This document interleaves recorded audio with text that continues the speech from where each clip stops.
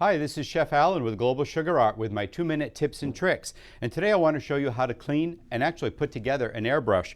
This is the Alan Tatro Select Airbrush Kit. And with it you get the compressor, the plug, the hose, and the airbrush. To put it together, this is a moisture trap, and that wants to be closer to the compressor. So all you do is put that hose right there.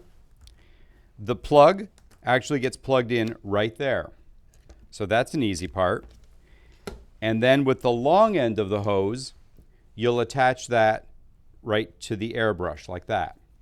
So now to clean an airbrush, I'm just going to take this apart to show you. Once that's all put together, you can leave it put together. You don't need to take it apart to clean it. When the airbrush first comes in, sometimes this cap is stuck on there, and you may need a knife or something to pry it off. Once it comes off once, it'll come off easier again in the future. The other part of your airbrush is this little nut on the back is all the way turned in. That is a lock on the airbrush right here. I can't pull this trigger back. The reason that that's there is if I'm doing a whole cake and I want the same amount of pressure used all over, I will set this, and then this will only come back as far as I've set it. And that way, when you pull all the way back, every time you'll get the same amount of pressure. So that's what that's for. So to actuate this, you have to loosen that nut right there. Now to clean the airbrush, right in the center here, just take off this black part. This first nut can come off, and there's a needle in there, and it's very sharp, and if you bend the end, it will ruin the spray of your airbrush. So take real care when you're taking this out. Just wipe this down, use an airbrush cleaner or a little bit of alcohol, and then make sure that you have it lined back up carefully, and just insert it back in.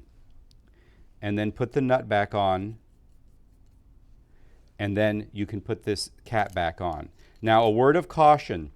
You want to make sure that this nut right here is snug, but don't take that out. If you remove that piece, the inside workings behind this little lever will come out, and they're almost impossible to put back in. And if you lose it, then the airbrush is no good. The one other place that you can clean is you can take off this very end when you've taken the needle out, and you can clean that and make sure there's no dried food coloring. Really, the best cleaning is prevention. As soon as you're done using your airbrush, run some airbrush cleaner through it 2 or 3 times, and then some hot water, and just keep spraying a couple vessels full of hot water through it until it's really clean. And that should save you from ever having to take the thing apart and cleaning it.